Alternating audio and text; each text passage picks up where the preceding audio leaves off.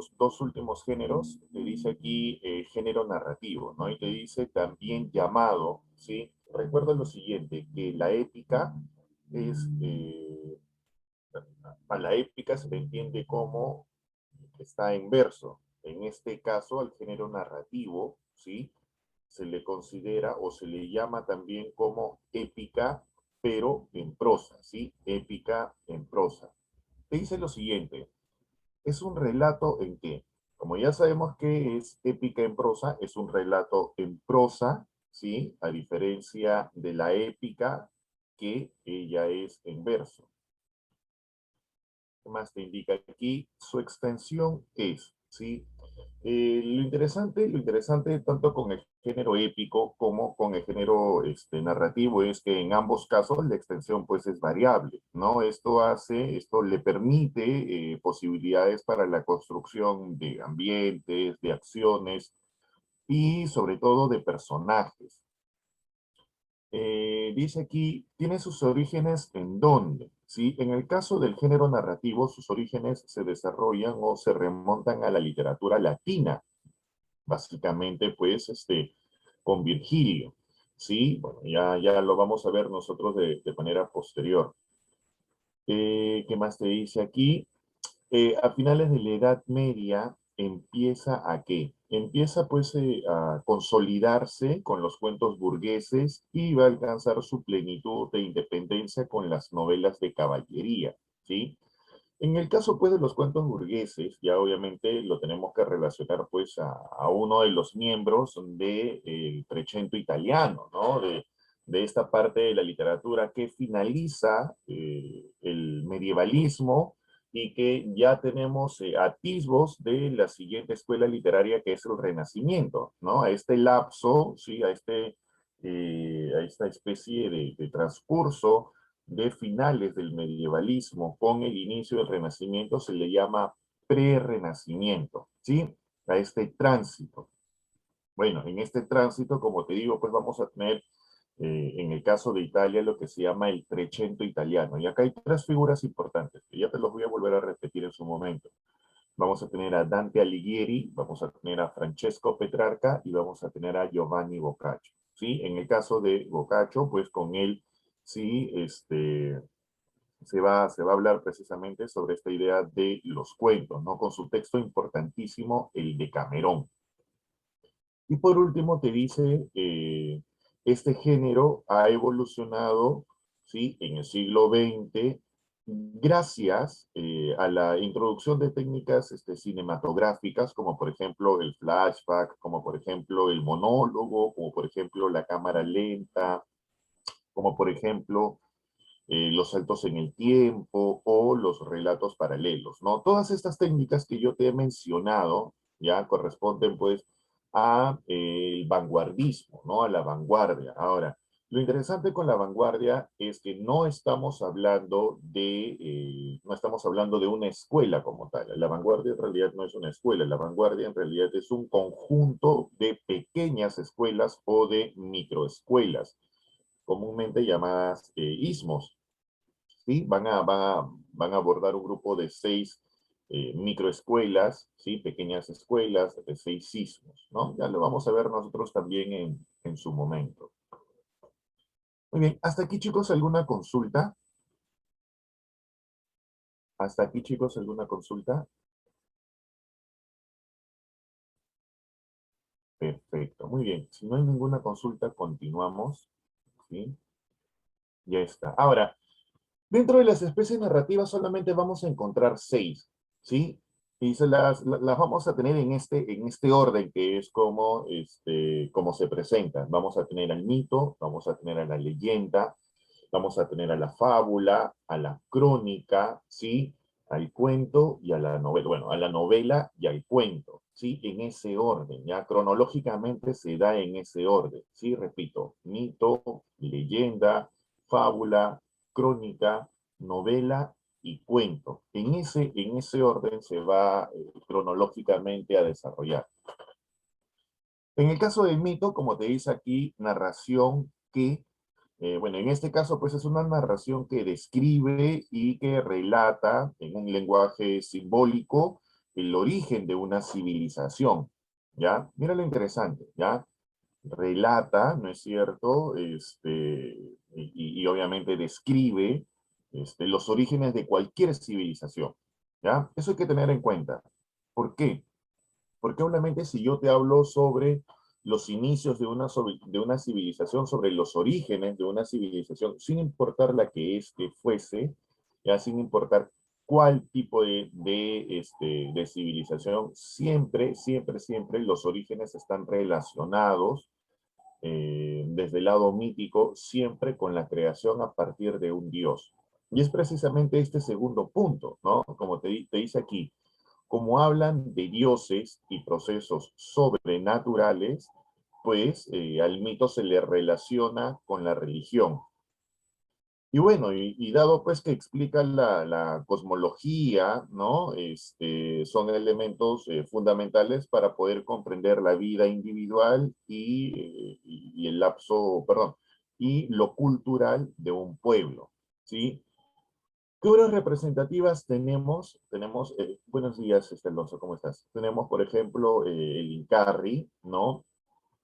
Paquiratampu, con Cronos, ¿no? Bueno, en estos primeros casos del Incarri, ¿no? Del Paquiratampu, de Con, ¿no? Son obviamente, pues, mitos que pertenecen a nuestra comunidad, ¿sí? Mitos de corte, pues, peruano, prehispánicos.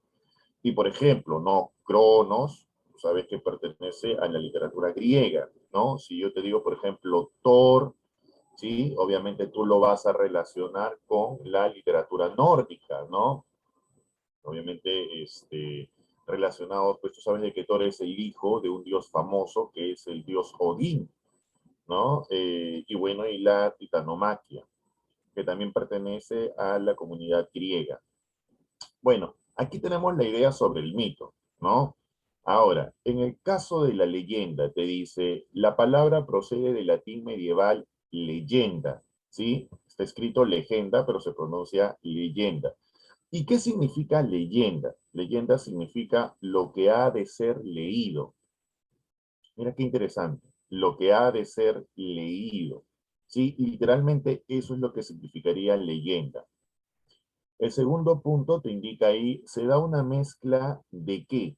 En el caso de la leyenda, a diferencia, ¿no? del mito, en el que si yo te digo, pues, el origen de una civilización y te hablo sobre los dioses, al margen de cualquier postura religiosa que cualquiera pueda profesar, estamos hablando, en el caso de los mitos, ¿sí? Estamos hablando de hechos puramente irreales, ¿no? Puramente ficticios, puramente creados.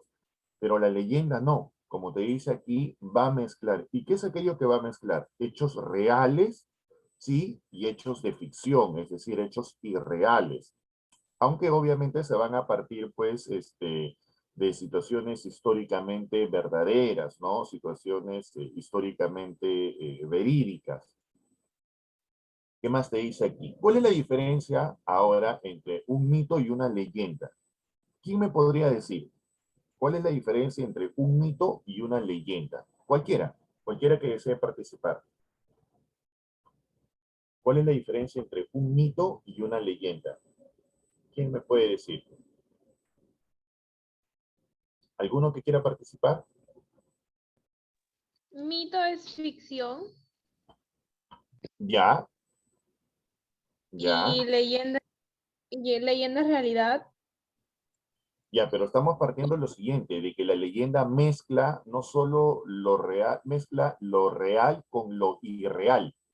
Entonces, esta diferencia entre que el mito solo es fantasioso y la leyenda es solo verdadera, no es tan así, porque la leyenda también marca, ¿sí? También mezcla el hecho de lo real con lo irreal, ¿sí? También el mito habla de dioses y la leyenda, ¿no? Y si la leyenda no habla de dioses, ¿sobre qué hablaría la leyenda? Ajá, ahí está la situación. ¿Qué es lo contrario a un dios? ¿Cuál sería el elemento contrario a un dios?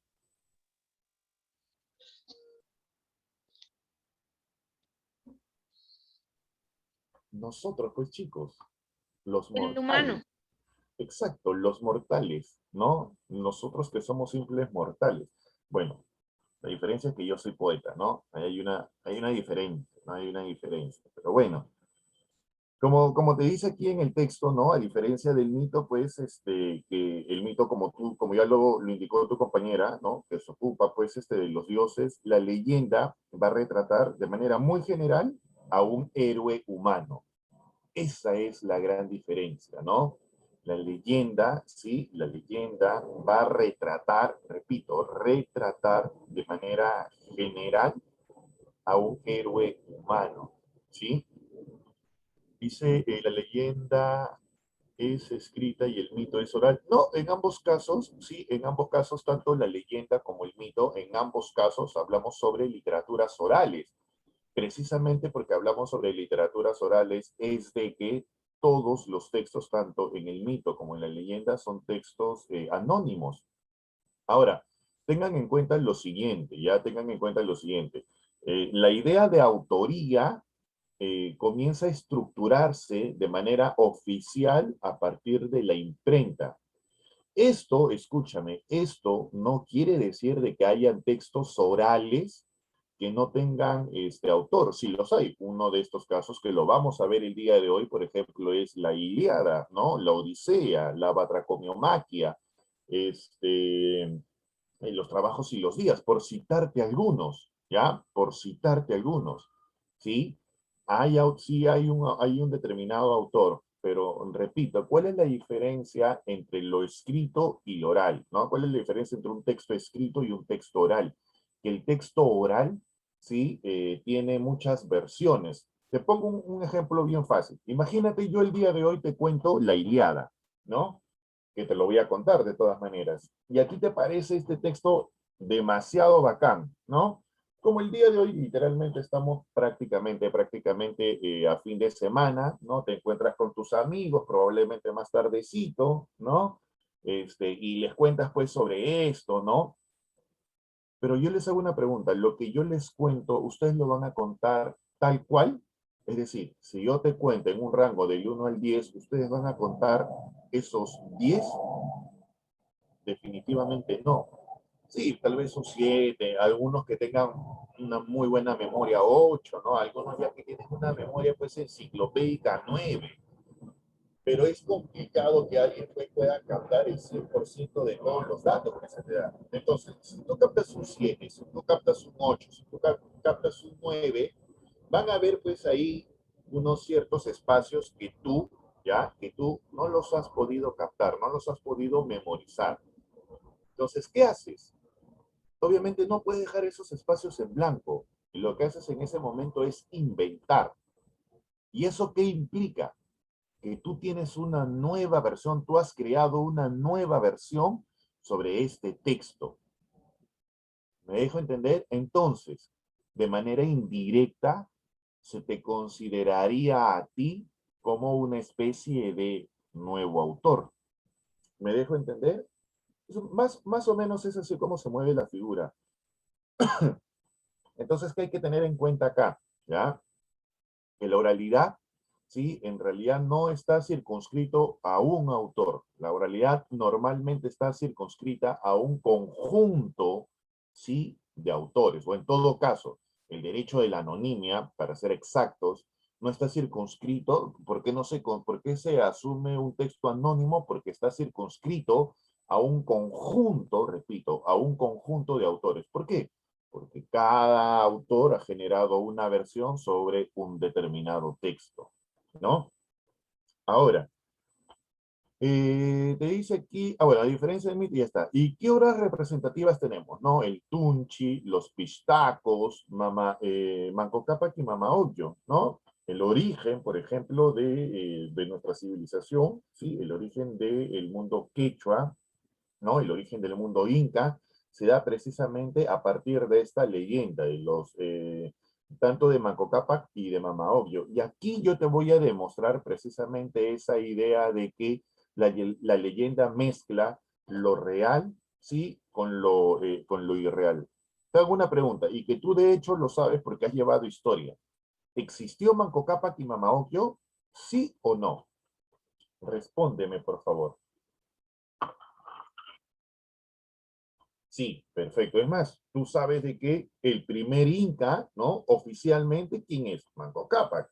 Eso tú lo sabes por una cuestión histórica. Ya está, genial. Entonces, ahí te estoy demostrando que hay un hecho cierto, ¿no? Que hay un hecho verídico, que hay un hecho real. Ya está, ¿no? La existencia de Manco Cápac y de Mama Ocllo, ¿no? Manco Cápac el Inca y su polla, ¿no? Mama Ocllo. Ya está. Muy bien, ya tenemos eso primero. Entonces, ¿cuál sería la parte irreal? Tú que obviamente sabes, ¿no es cierto?, sobre la fundación del imperio incaico, la historia que te relata que Manco Cápac y Mama Ocllo emergieron, ¿no?, del centro de, perdón, que emergieron y que de un momento a otro, pues, mediante una vara que ellos, introducieron, ¿no? A partir de ese momento, pues, floreció el imperio incaico. Eso es lo que eso es lo que la leyenda te cuenta y eso es precisamente lo interesante, ¿no? ¿De dónde se supone que emerge Manco Cápac y Mama Ocllo? ¿Se acuerdan? ¿Se acuerdan de dónde? No, no es río, no es río, no es río, es del lago, es lago, no es río, no es río, es el lago, exacto, del lago Titicaca, ¿no? Perfecto, mira, eso es lo que te dice la leyenda. Ellos dos emergieron del lago Titicaca, ¿no? Introducieron una vara, ¿sí? Y que a partir de ese momento floreció la cultura incaica. Esto es precisamente lo irreal, pues chicos, ¿no? Imagínate que dos mortales, ¿no? Como Manco Cápac y como Mama Ocllo, van a salir del centro del lago Titicaca. Ahí está, pues, obviamente, lo irreal, ¿sí? Hasta aquí, ¿alguna consulta, chicos? ¿Hasta aquí alguna consulta? Muy bien, continuamos. Ahora vamos a hablar, sí, sobre la crónica y sobre la fábula, ¿no? El primer punto de la crónica me dice deriva del latín crónica y a su vez deriva del griego crónicos, ¿no? Bueno, y es más, del griego crónicos, este término crónicos con doble K, ¿no? Deriva a su vez de otro término, de cronos, pero ya obviamente escrito como se pronuncia, ¿no? Acá lo voy a poner, vamos a ver. Así, deriva de cronos, ¿no? ¿Qué quiere decir cronos? Obviamente tú lo sabes. Tiempo, perfecto, muy bien, Carla. Tiempo, efectivamente. ¿Y a qué te hace recordar cronos? ¿A quién te hace recordar cronos? ¿Te acuerdas? ¿Quién es cronos? No, no es un dios. Es un titán.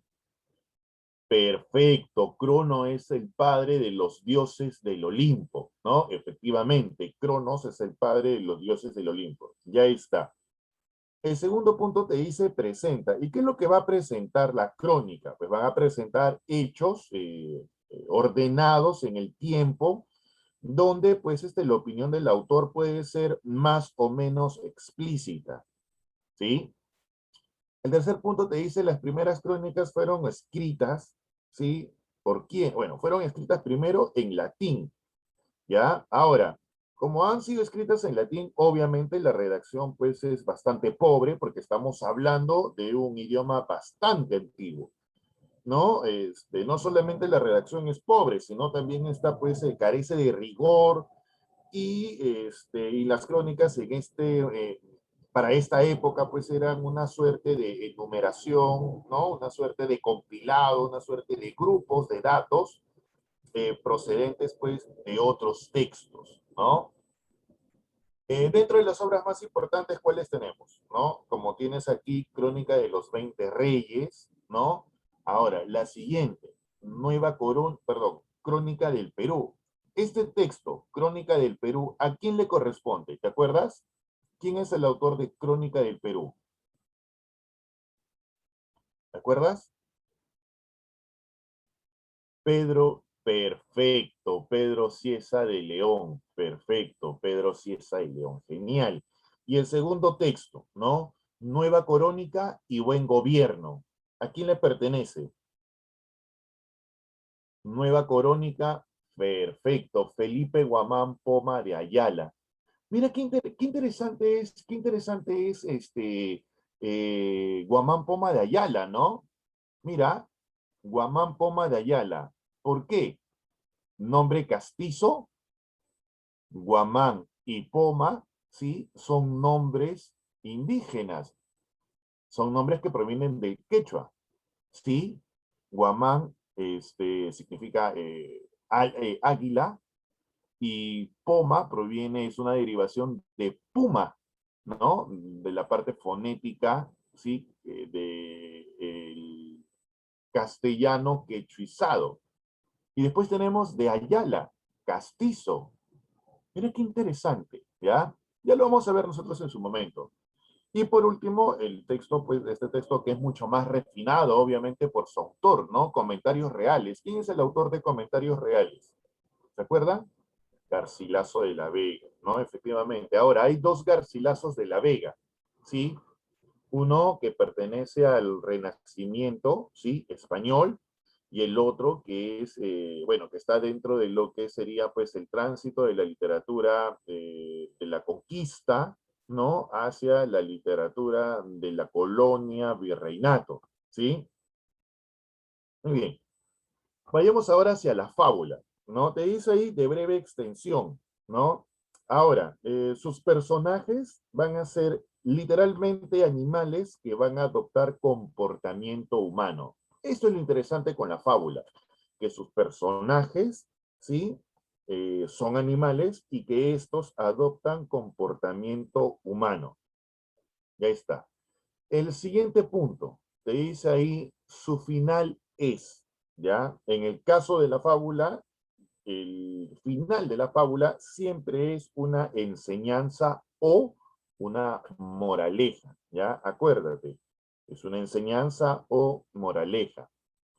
Después te dice, inicialmente fue, ¿ya? En el caso de la fábula, en sus inicios, esta fue pues en verso, pero tú ya lo has encontrado a manera de prosa, ¿no? A manera de narrativa. Pero en sus formas iniciales, la literatura, acuérdate que está desarrollada en verso. Te dice, el primer fabulista. ¿Quién fue el primer fabulista?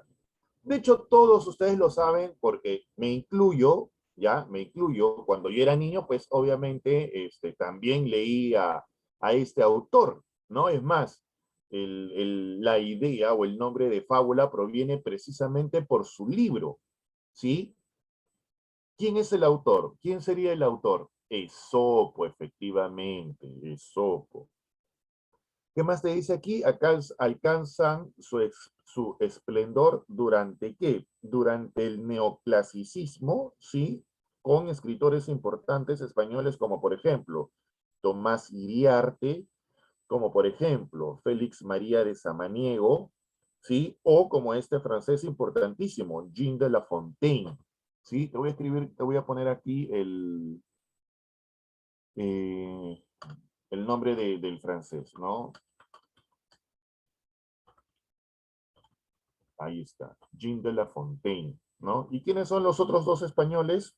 Tomás Iriarte, ¿sí? Y el otro es Félix María de Samaniego, ¿sí?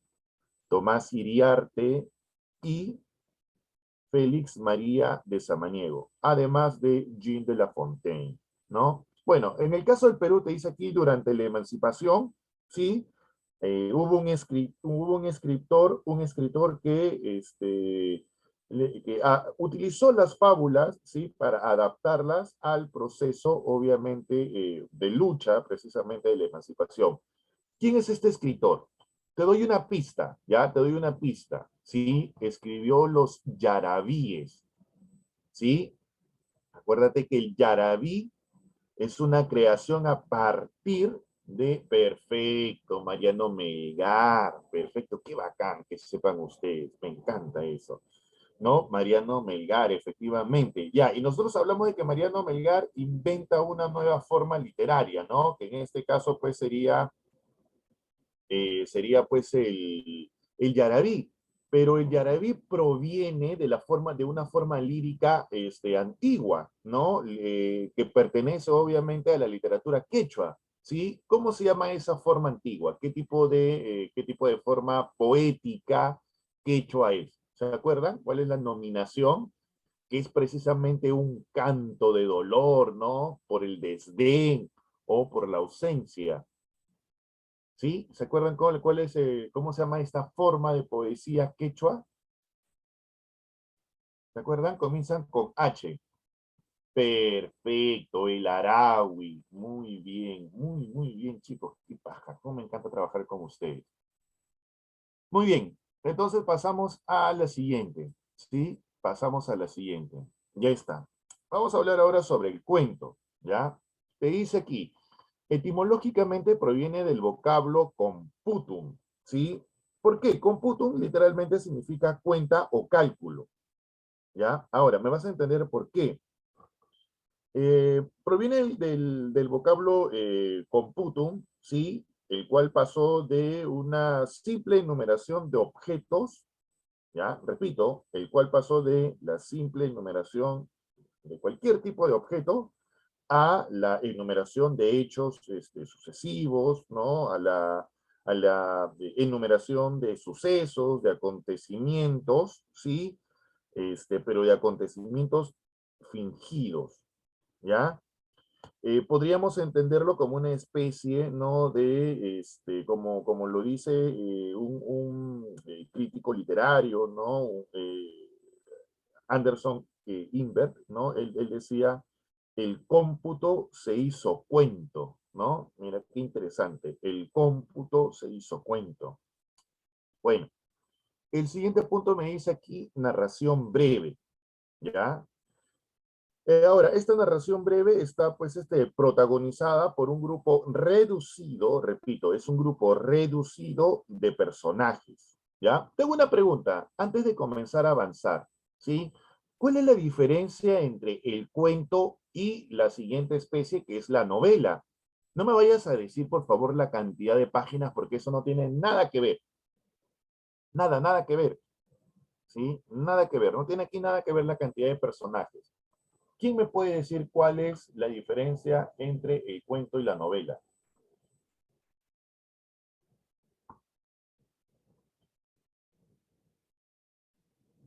¿Ninguno?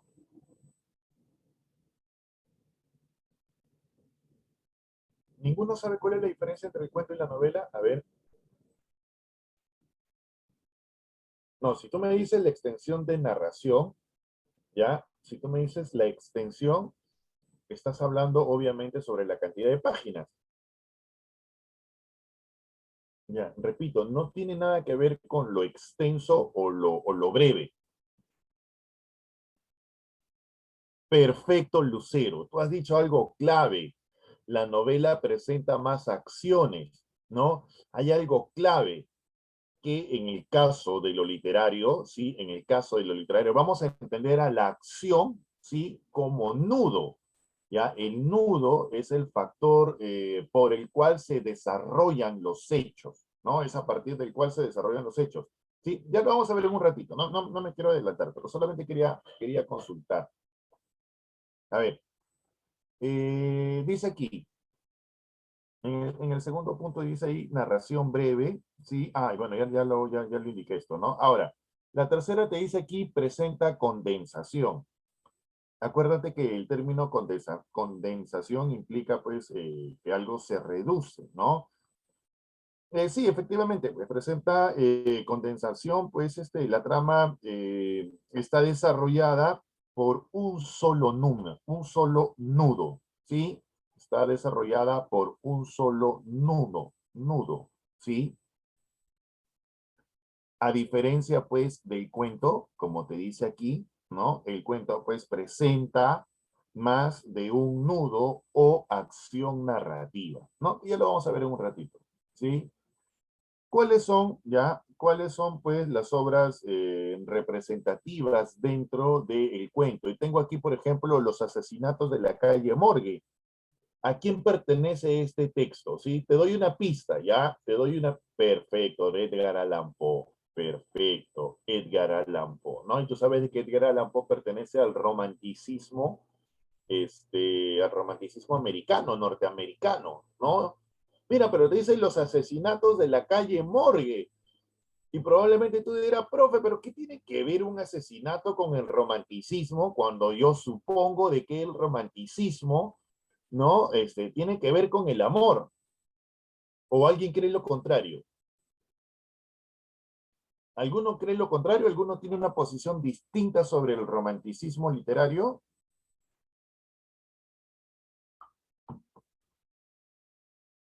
Repito, ¿alguno tiene una postura distinta sobre el romanticismo literario?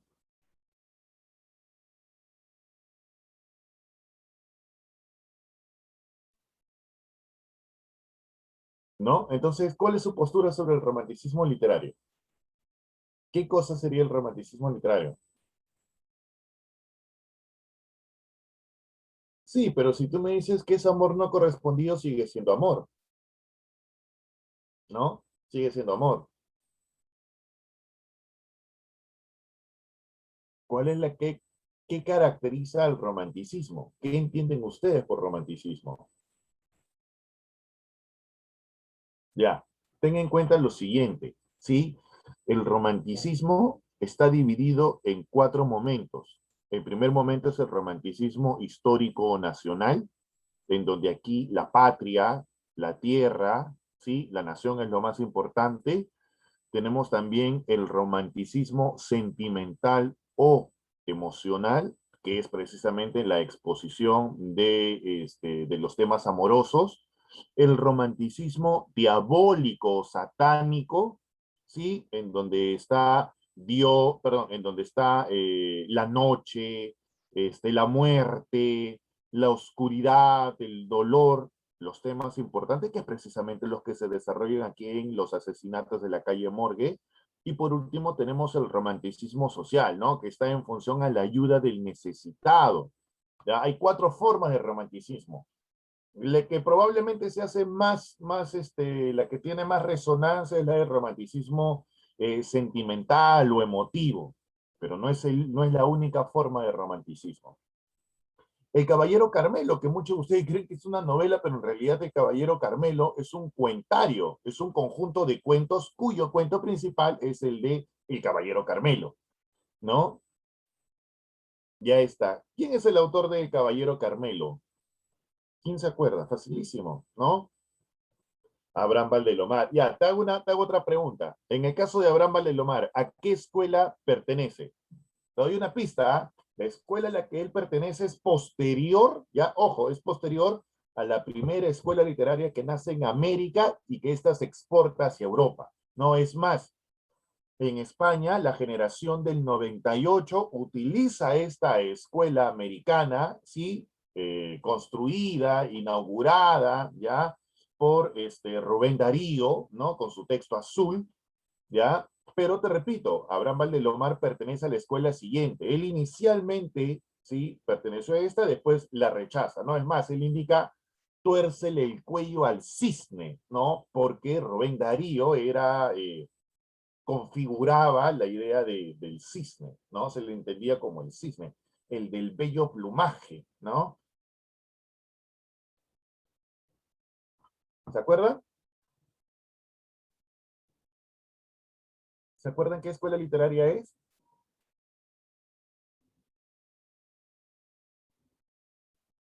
Ya, otra pista, ya. Ah, uy, es que si te doy otra pista, si te doy otra pista, vas a adivinarla al toque. Universidad Nacional Mayor de San Marcos, no tiene nada que ver eso. Ahí ustedes tienen que ingresar. Es el posmodernismo. Perfecto, Rocío. Perfecto, Carla. El posmodernismo. Se escribe junto, ¿sí? El posmodernismo. Muy bien. Ahora, les hago una pregunta que está relacionado, ya que está relacionado precisamente con Abraham Valdelomar. Él, sí, él tuvo una agrupación, ¿sí? ¿Cómo se llamaba esta agrupación? ¿Cómo se llamaba este movimiento? ¿Se acuerdan?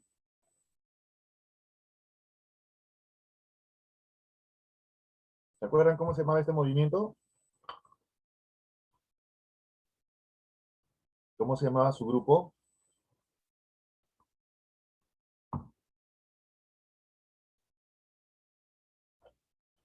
Vamos, chicos. ¿Se acuerdan cómo se llamaba? Colónida, perfecto, Colónida, ¿no? Muy bien, y también sacan una revista, la revista Colónida, ¿no? Ya está. Avanzamos. El movimiento Colónida, efectivamente. Y Ojos de Perro Azul, uy, este es un textazo, ¿no?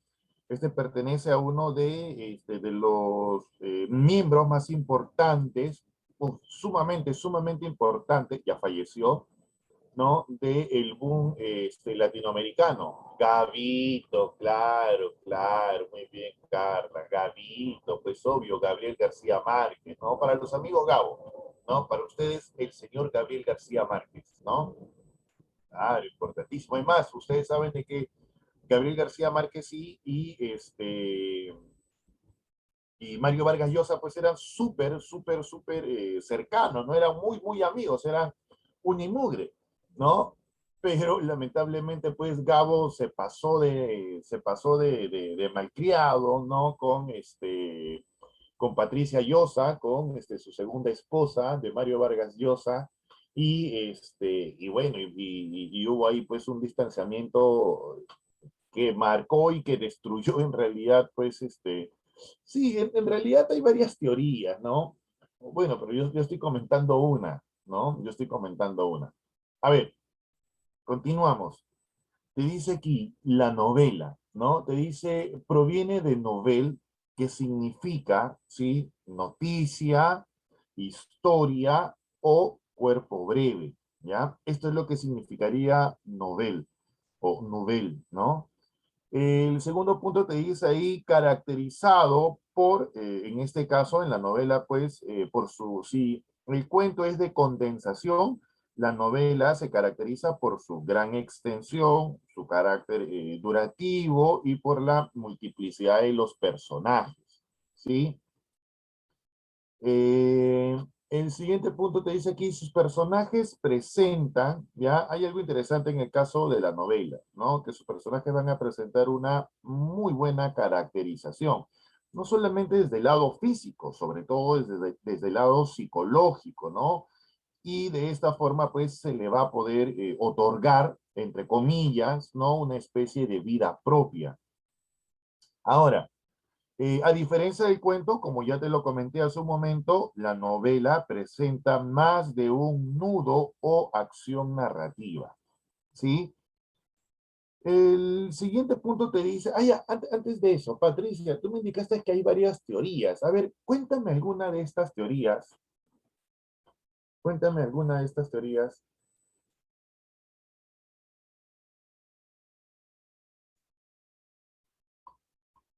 Pati, vamos, dilo, no es necesario que lo escribas. Hay una confusión, ya, pero dilo, no hay ningún problema por eso. ¿Se escucha? Sí, claro que sí. Buenos buenos días.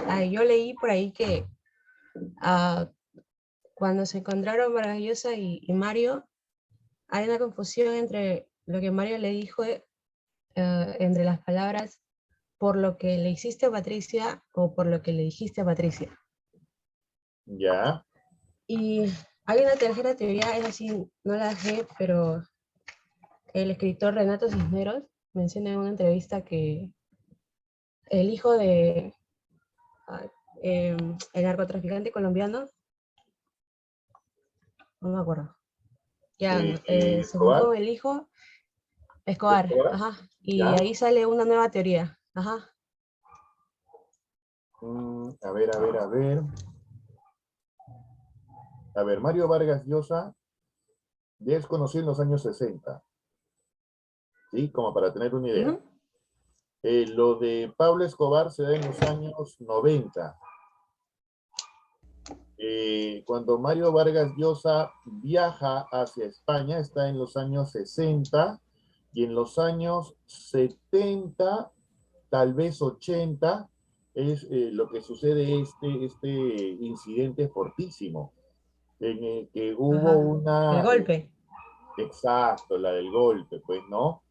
Exacto, la del golpe. Por entonces, lo de Pablo Escobar sí, no sé, a menos esta versión yo no me la creo, ¿no? Básicamente por las distancias cronológicas. Pero bueno, como tú lo indicas, pues son varios postulados, ¿no? Yo no los llamaría teorías todavía, ¿no? Todavía no los llamaría teorías, ¿no? Postulados, ¿no? Muy bien, mi querida Patricia. Bacán. Ahora, ¿en dónde nos quedamos? Ah, ya. Nos quedamos en que es de ficción, ¿sí? Bueno, precisamente porque es de ficción, lo hace diferente de la historia o lo hace diferente del ensayo, ¿no? Puede haber, pues, en la novela elementos históricos, pero a condición de que se relacionen con una acción imaginada, ¿no? Dentro de las obras representativas, por ejemplo, tenemos Crimen y Castigo, ¿no?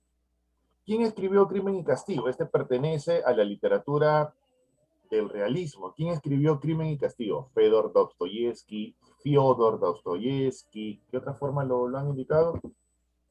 Fyodor, Fiodro, ¿no? Bueno, las traducciones son complicadas. Tenemos Los Tres Mosqueteros, ¿sí? ¿Quién es el autor aquí de Los Tres Mosqueteros? ¿Quién se acuerda? Dumas, pero hay dos tipos de Dumas, ¿ah? El padre y el hijo. Sí, Alejandro Dumas, exacto, Alejandro Dumas padre, ¿no? Que pertenece al romanticismo. En cambio, el hijo, Alejandro Dumas, hijo, ¿no? Él pertenece al realismo, ¿no? Alejandro Dumas escribió un texto fantástico, El hijo, ¿no? Que es La Dama de las Camelias, ¿no? Interesantísimo ese texto. ¿Qué más te dice aquí? El retrato de Dorian Gray, ¿no? ¿Quién lo escribió? Oscar Wilde, perfecto. Si no lo han leído, léanlo. ¿Sí? Y los ríos profundos, ¿no? Nuestro gran José María Arguedas, pues, ¿no? Para mí Arguedas, pues, es el papi, ¿no? Para mí, para mí, ¿ya? Desde mi perspectiva, ¿no? Desde mi humilde perspectiva, ¿no? Ya está. Y vamos ahora hacia el último género, ¿sí? Vayamos hacia el último género, el hombre que no envejece. ¿Te refieres a Los Ríos Profundos? No, Los Ríos Profundos trata sobre un niño, ¿sí?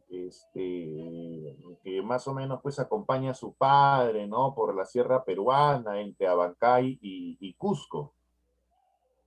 Ernesto es el personaje principal. Bueno, avanzamos, chicos. Y después tenemos el género expositivo, ¿no?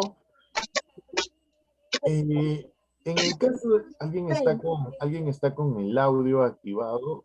Alguien está con el audio activado. A ver, no sé quién está con el audio activado. A ver, vamos a continuar. ¿Me escucha? Sí, sí, sí, te escucho. ¿Quién habla? Ah, yo, disculpe, quería Yo. preguntarle, el retrato de Dorian Gray es ese del hombre que no envejece, que pasan los años y al final lo encuentran muerto y su imagen del retrato que era fea, ahora está tirado en cadáver y la imagen de él que no envejecía. Sí, sí, pero hay que verlo desde un lado simbólico, ¿sí? No hay que verlo tan literal, ¿ya? Hay que verlo más desde un lado simbólico. Ya lo vamos a apreciar en algún momento. Bueno, chicos, avanzamos así rapidito porque me voy a atrasar. Ahora vayamos hacia el último de los géneros, que es el género expositivo, ¿no? A diferencia de los otros géneros, como tú te has podido dar cuenta, tanto en el género narrativo, ¿no? Y en los otros tres primeros géneros, los géneros antiguos o clásicos, ¿no? Nosotros hemos partido desde los géneros modernos o contemporáneos, ¿sí? Los géneros, inclusive el género narrativo como tal, tienen ciertas características. Pero ¿por qué no te pongo características aquí en el género expositivo? Por algo bien sencillo, ¿ya? No te preocupes, Isabel, no te preocupes, ¿sí? A mí me parece genial que ustedes participen. Eso a mí me gusta muchísimo, ¿sí? Como les indicaba, el género expositivo, ¿sí? Yo no te estoy mostrando acá características, ¿por qué? Porque recuerda lo siguiente, ya recuerda lo siguiente, que para poder presentar características de género debo de tener por lo menos dos especies. Y en el caso del género expositivo tengo una sola especie, ¿no? Entonces ya no es necesario abordar un conjunto de textos, ¿no?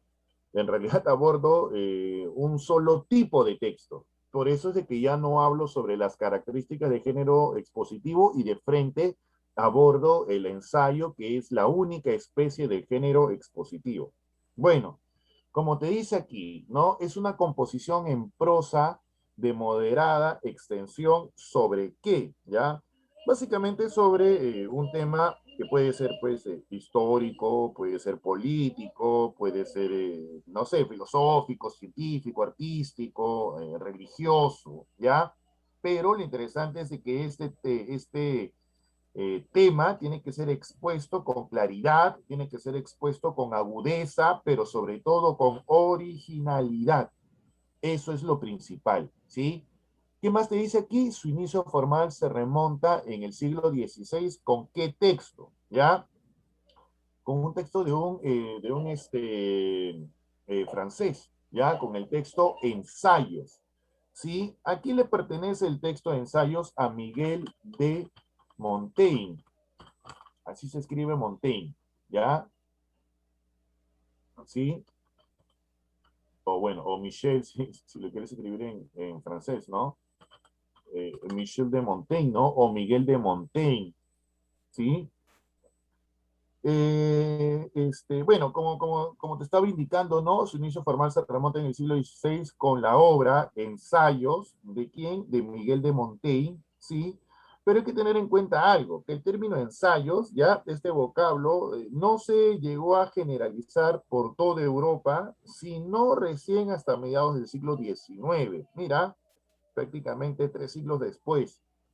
¿Qué más te dice aquí? El ensayo oscila entre qué? Va a oscilar entre la producción artística, ¿sí? Ojo, la producción artística y el tratado científico, ¿no? Entre la producción artística y el tratado científico. Es decir, es una mezcla entre la inspiración, ¿sí? Entre el arte, ¿ya? Y lo metódico. Por eso es de que hablamos sobre una hibridez, ¿no? De temas objetivos desde puntos de vista subjetivos.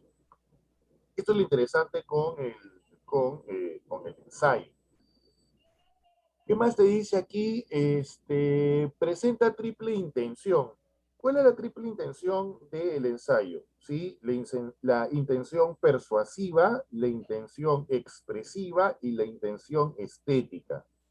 La intención persuasiva, ¿sí? Básicamente es la exposición del tema. La intención expresiva es básicamente el mundo subjetivo.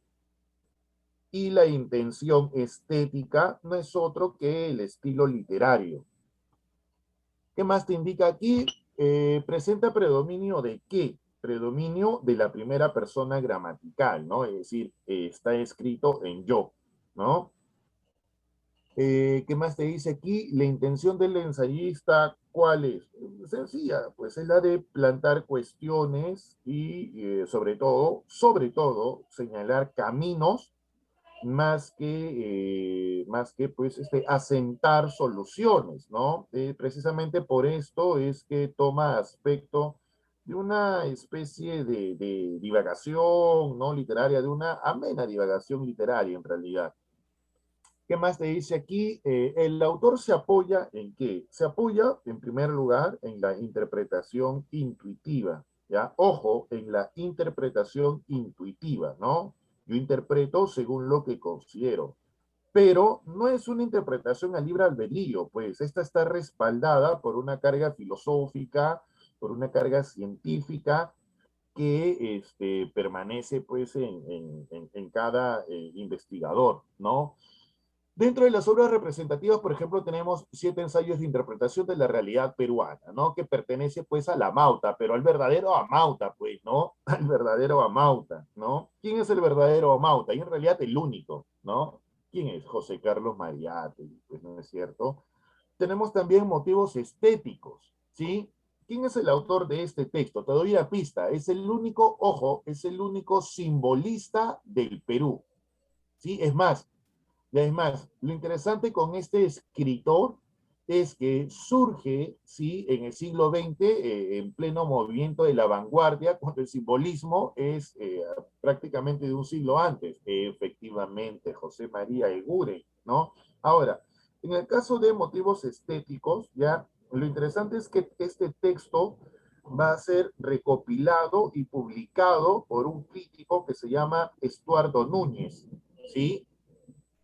Los siguientes dos textos, Horas de Lucha y Páginas Libres, ¿no? Pertenecen pues a un anarquista peruano, ¿sí? Él es de naturaleza, de base realista peruana. ¿Quién es? Manuel González Prada, ¿no? Ahora, no vayas a decir, profe, si aquí, pucha, que el profe no sabe escribir, no ha escrito páginas con J, profe, qué mal, profe. Acuérdate lo siguiente, ¿ah? No es que yo haya escrito mal, por si acaso, ¿ah? No es que yo haya escrito mal. El texto está escrito así por una razón que ya la vamos a ver cuando desarrollemos el realismo, ¿sí? Del sentimiento trágico de la vida, perdón, del sentimiento trágico de la vida. ¿A quién le pertenece? Te doy una pista, español, ¿sí? ¿A quién le pertenece? Miguel de Unamuno, perfecto. Y estos dos textos que son una maravilla, ¿no? A mí me encantan, sobre todo la llama doble, ¿no? El arco y la lira y la llama doble. Pista, ¿ya? Es vanguardista, sí, es mexicano, ¿ya? Hay un texto hermoso que él tiene, Águila o Sol, es premio Nobel, ¿sí? Octavio Paz, perfecto, muy bien chicos, muy bien, qué bacán trabajar con ustedes. Muy bien, nos queda una hora para hablar, sí, sobre clasicismo. Ojo, yo quiero que entiendan, quiero que tengan en cuenta lo siguiente, ¿ya? En el caso del clasicismo, yo no voy a desarrollar, no vayan a pensar, por favor, de que voy a desarrollar todo el clasicismo en una sola clase, ¿ya? Eso tú sabes, pues, que es imposible. Sí, lo que yo voy a hacer en todo caso, ¿ya? Lo que yo voy a hacer en todo caso, pues tú sabes que el clasicismo comprende 4 etapas, ¿no? Lo que yo voy a hacer es desarrollar el día de hoy una de estas 4 etapas, ¿no? La primera etapa que pertenece al periodo jónico o arcaico, ¿sí? No, el PDF no. Ustedes tienen la grabación. Bueno, como les estaba indicando, sí, como les estaba indicando, en el caso del clasicismo, el día de hoy no vamos a abordar todo porque la verdad no me va a alcanzar tiempo para eso, sí, vamos a abordar en realidad solo una parte, ¿ya? Ahora, te dice aquí lo siguiente, ¿no? El término clásico, ¿sí? Perdón, el término clasicismo proviene ¿de dónde? Proviene de clásico, ¿no? Y el término clásico alude a modelo, ¿no? ¿Qué quiero decir con esto? ¿Ya? ¿Qué quiero decir con esto? Que hablamos pues sobre el arte que ha quedado como paradigma para la posteridad, ¿no? Para las futuras generaciones, debido a algo, a que la vigencia y la trascendencia de esta forma artística lo mantiene inalterable, obviamente, a través del tiempo, ¿sí? Ahora, tú me dirás, profe, ¿qué cosa es un paradigma? Acuérdate, los paradigmas básicamente son estructuras culturales que condicionan tu forma de ver, tu forma de ver el mundo, tu forma de sentir en el mundo, tu forma de pensar en el mundo, tu forma de actuar en el mundo, ¿no? Yo te voy a te voy a poner un ejemplo, ¿no? Si yo te digo, define el concepto de belleza, ¿no? ¿Cómo defines tú el concepto de belleza? ¿Quién me puede decir? ¿Cómo defines tú el concepto de belleza? ¿Quién me puede decir? ¿Cómo? ¿Cómo definirías el concepto de belleza? Rostro lindo. Ya, pero ¿qué otras cosas más podrías entender tú desde la belleza? Probablemente, creo que todos asumimos que el concepto de belleza no está relacionado pues con un rostro estético, un rostro bonito, como lo indican, ¿no? Físicamente proporcionado, ¿no? Delgado, no necesariamente atlético, pero delgado, ¿no? Pero también otro tamiz, ¿no es cierto? El de la prosperidad económica, de la prosperidad social, ¿no? También ahí está, también ahí conforma el hecho, pues, de la belleza, ¿no? Yo creo que eso es la idea de belleza que tenemos todos, ¿no es cierto? Pero te hago una consulta, ¿ya? Te hago una consulta. Imagínate que no estás hablando tú como peruano, ¿sí? No estás hablando tú como peruano del siglo XXI. Imagínate y retrocede pues hacia el siglo XVI, ¿ya? En donde la belleza pues, ¿qué la conformaba? La conformaban básicamente, ¿sí? La belleza estaba entendida ya por la gordura. ¿Por qué? Porque la gordura implicaba tener mucho dinero para poder comer, para poder alimentarse y adquirir, ¿no? Ese volumen. Pero se me ocurre, ya, no quiero ir hacia atrás y voy hacia mi misma época, pero no como peruano, sino se me ocurre como miembro de una tribu africana. Y mi idea, sí, mi idea de belleza está relacionada por la cantidad de adornos que puede tener mi físico. Por ejemplo, platos, ¿no? Que van a alargar mis labios, ¿sí? Expansores que van a hacer caer perdón, que van a hacer deformar mi lóbulo, ¿sí? Entonces, pues, como te digo, el paradigma es precisamente aquello que nos hace a nosotros pensar, nos hace a nosotros sentir, nos hace a nosotros ver el mundo de una manera determinada, ¿no? Por eso te dije que condiciona nuestra forma de ver el mundo, nuestra forma de hablar, nuestra forma de entender, nuestra forma de movilizarnos, ¿no? En el mundo, ¿sí? Ya está, ¿sí? Vayamos hacia las características, ¿no? Te dice aquí, equilibrio entre el fondo y la forma, ¿sí? Ahora, este equilibrio, para que haya precisamente este equilibrio entre el fondo y la forma, es exclusiva, se llega exclusivamente a través de la armonía. ¿Por qué? Porque los griegos, ¿sí? Antes de que me olvide, cuando yo te hablo sobre el clasicismo, ya, repito, cuando te hable sobre el clasicismo, te voy a hablar sobre dos culturas principales, la cultura griega y la cultura romana. ¿Sí? La cultura romana se da en realidad hacia la última etapa del clasicismo, o sea, la cuarta etapa, ¿ya? Pero las tres primeras etapas es básicamente de la cultura griega, ellos dominan, ¿no? Y entonces, como te decía aquí, en la primera característica, te dice equilibrio entre el fondo y la forma, ¿ya? Y te repito, para llegar a este equilibrio se da a través de la armonía, porque lo que buscaban los griegos era la perfección, ¿sí? Y esta idea de perfección se entiende con el término de estética, ¿ya? El siguiente punto te dice ahí afán didáctico y racional. ¿Qué quiere decir didáctico? La didáctica está relacionado con la enseñanza, ¿sí? ¿Por qué te digo afán didáctico y racional? Porque para el mundo griego toda obra, todo texto, toda obra debe de llevar siempre una enseñanza, ¿sí? Ahora, te dice antropocentrismo. Ah, ya, tú haces algo bien sencillo, ¿no? Profe, fácil. Antropo, humano, centrismo, lo más importante. El hombre es lo más importante. ¿Por qué te digo antropocentrismo? Porque acá hay acá hay una gran preocupación por el devenir del hombre, por lo que le va a suceder, por el futuro del hombre, ¿sí?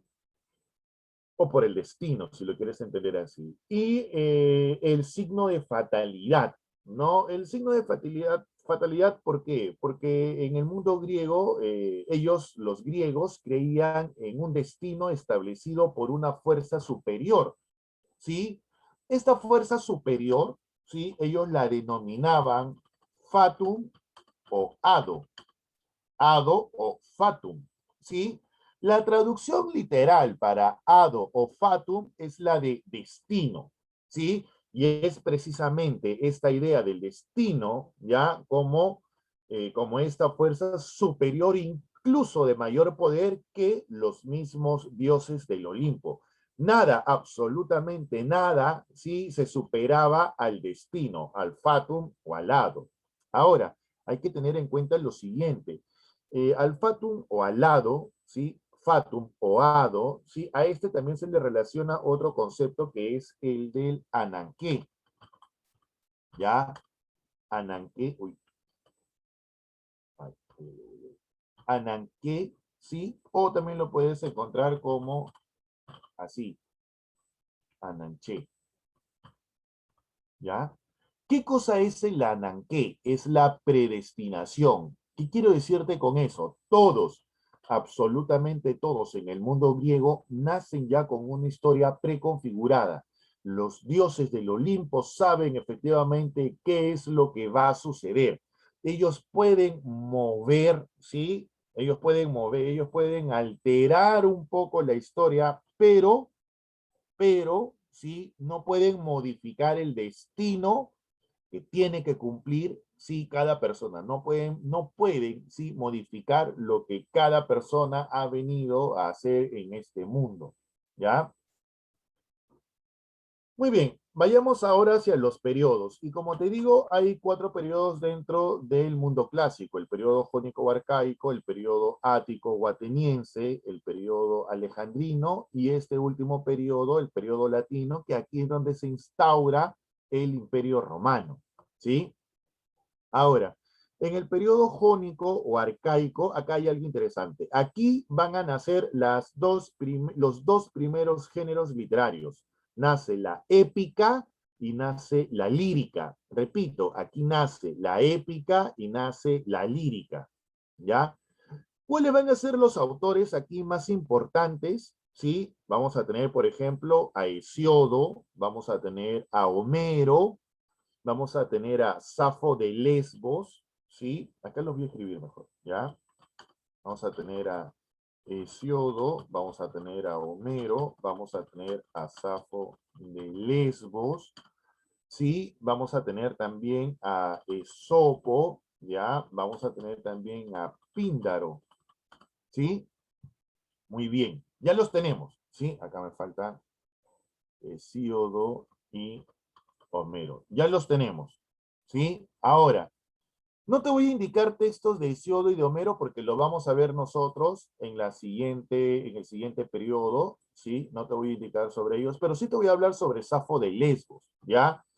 Textos importantes de Safo de Lesbos: Epitalamios, ¿sí?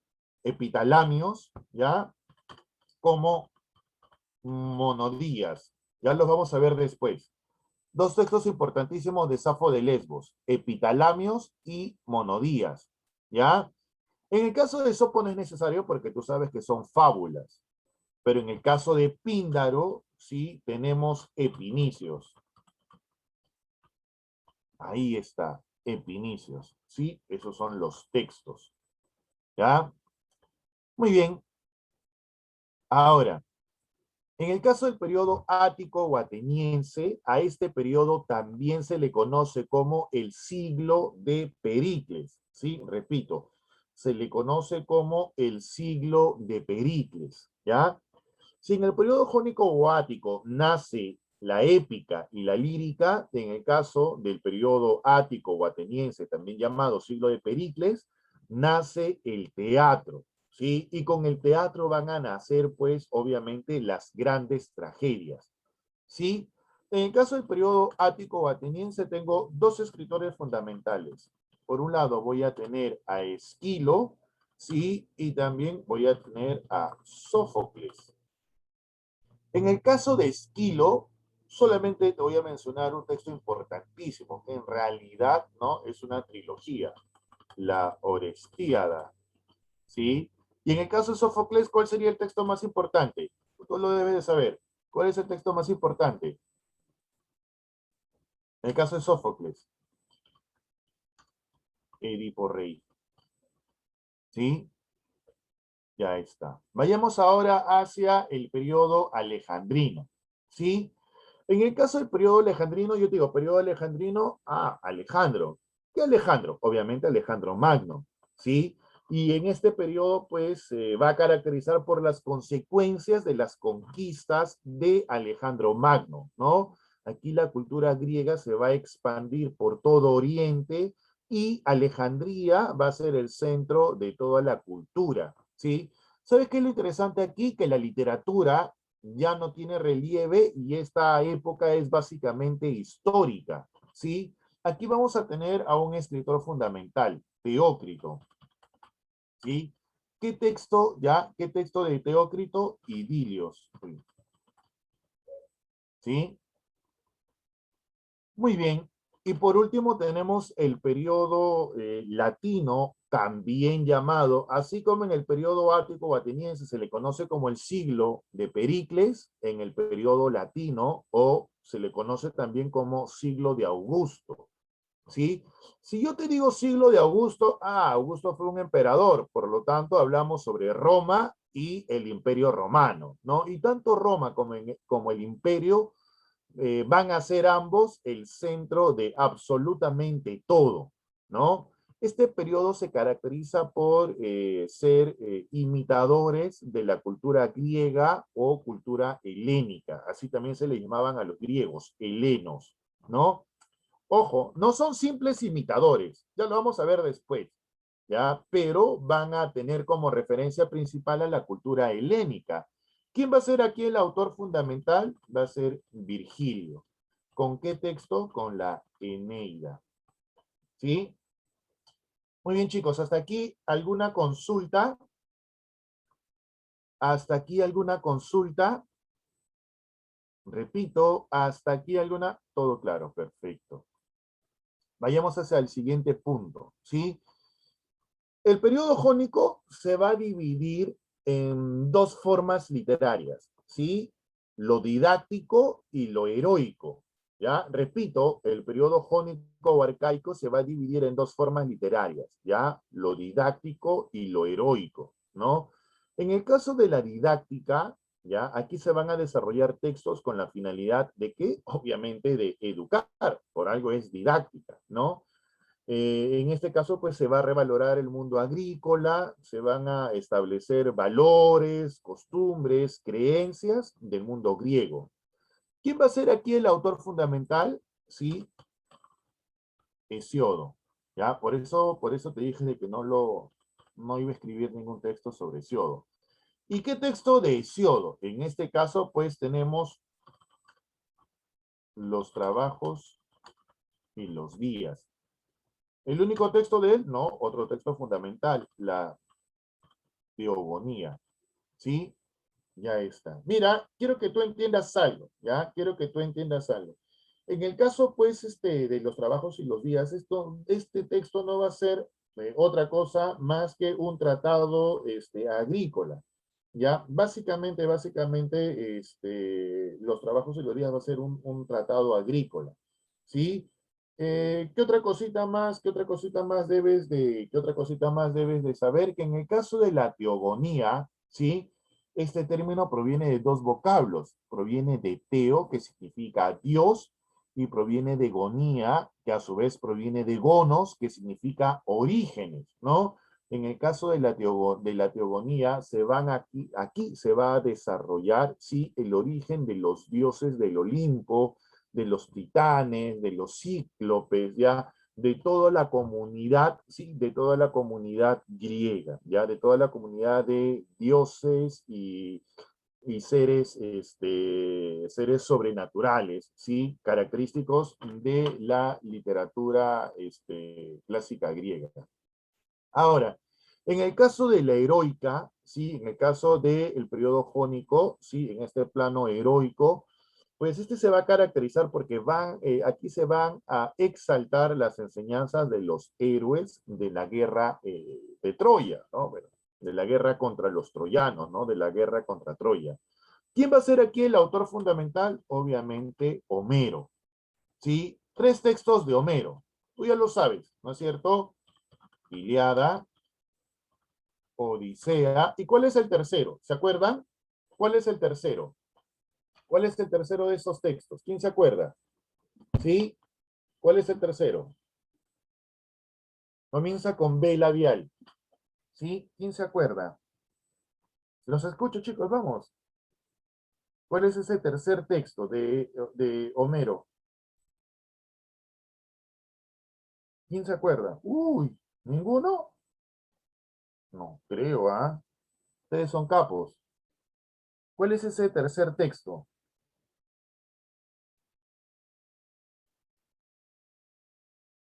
No, no, no, no, nada que ver, no es Helena de Troya. ¿Cuál es ese tercer texto? Perfecto. La batracomiomaquia. Perfecto. Muy bien, Alessandra. La batracomiomaquia, ¿no? Mira, qué interesante, ¿ya? Qué interesante, ¿sí? Acá lo voy a escribir. Ahí está, ¿no? Voy a poner abajo. La batracomiomaquia. Uy, no. Ya está, ¿sí? La batracomiomaquia. Mira, batra proviene de batros, que quiere decir ranas. Comio proviene de comios, que quiere decir ratones. Y maquia quiere decir lucha, ¿no? Efectivamente, la guerra entre las ranas y los ratones, ¿sí? Ya está. Bacán. Avanzamos, ¿sí? Avanzamos. Vamos a ver ahora las características generales de la Ilíada, ¿sí? Ojo, tanto la Ilíada como la Odisea, textos fundamentales de Homero, ambos textos, ¿sí? Son fundamentales. Estos 2 textos ya van a tener pues varias características comunes, ¿sí? Varias, en realidad van a tener varias características comunes, ¿ya? Pero yo de todas maneras he considerado, para un mejor estudio, ¿sí? He considerado, pues, diferenciarlos, ¿ya? He considerado, pues, diferenciarlos. Bueno, en el caso del género, ¿cuál sería el género de la Ilíada? El género es el primero que nosotros hemos visto, el género épico, ¿no? Y acuérdate que el género épico va a estar narrado en verso, ¿sí? ¿Cuál es la especie? La primera de todas las especies del género épico. ¿Cuál es esta especie? La epopeya, ¿sí? Esa es la especie, la epopeya, ¿ya? Ahora, yo te dije de que la literatura, ¿no? En esta primera parte, en el periodo jónico y arcaico, pero relacionado a la épica, está dividido, ¿no? En 2 formas, en la didáctica y en la heroica, ¿sí? Como tú sabes de que Homero, ya, va a hablar precisamente, ¿sí? Sobre la guerra de Troya. Alonso, ¿en qué te confundiste? No entiendo. ¿En qué te confundiste, Alonso? Alonso, dime rapidito, ¿en qué te confundiste? Ah, no hay problema. Ya está, no hay problema. Vamos a continuar. Oh, ya me di cuenta. Ya está, vamos a continuar. Como te estaba indicando, en este caso la especie es la epopeya heroica, ¿sí? Muy bien, vamos a continuar, ¿ya? Vamos a continuar. Te dice aquí el contexto histórico, ¿sí? Obviamente el contexto histórico, pues, es la guerra de Troya, ¿no? Asumimos también de que esta guerra de Troya se da dentro del periodo micénico y de la Edad de Bronce, ¿sí? Repito, la guerra de Troya, el contexto histórico es la guerra de Troya, y esta guerra se da dentro del periodo micénico y de la Edad de Bronce, ¿no? Una de las edades de los metales, ¿sí? El contexto, ya dije el contexto histórico. Ahora, dice ahí, narra. ¿Qué es lo que va a narrar en el caso de la Ilíada? Va a narrar un episodio que se va a desarrollar durante la guerra. ¿Sí? Ojo, es un episodio, no se desarrolla toda la guerra. La guerra dura 10 años. ¿Sí? En este caso solamente se va a desarrollar un episodio. ¿Sí? En el caso de los cantos, ¿ya? Aquí pues hablamos de 24 cantos. Profe, ¿a qué se refiere con los cantos? ¿Sí? Pues me refiero a que los cantos yo lo puedo relacionar con lo que entendemos como capítulos, ¿sí? En el caso de la Ilíada, hablamos de 24 cantos, ¿sí? Ahora, ¿por qué? Porque estos están en relación con las letras del alfabeto griego, ¿sí? Del abecedario griego. En esa relación con las letras, con la cantidad de letras del abecedario griego, ¿no? El hecho de que esté escrito en 24 cantos es porque está en relación a la cantidad de letras del abecedario griego, ¿sí? Ya está. Ahora, me indican sobre los versos, ¿no? Y en el caso de la Ilíada, los versos son hexámetros, ¿sí? ¿Qué quiero decir con que sean hexámetros? ¿Ya?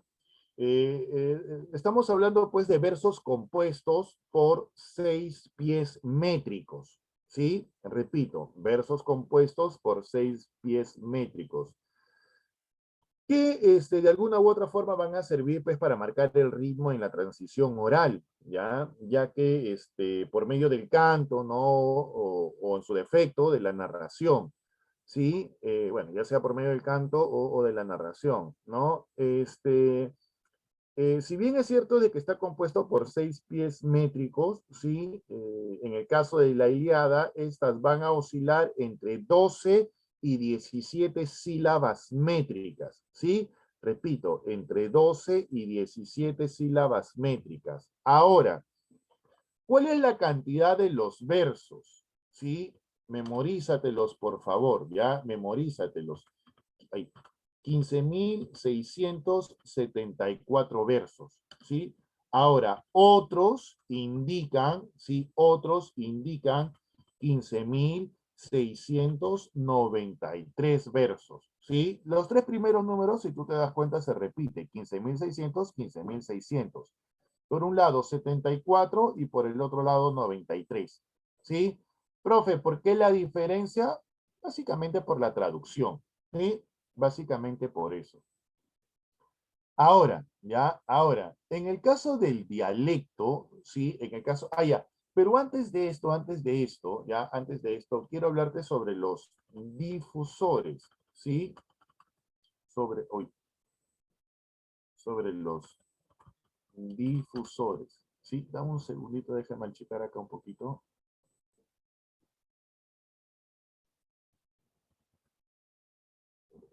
Espérame.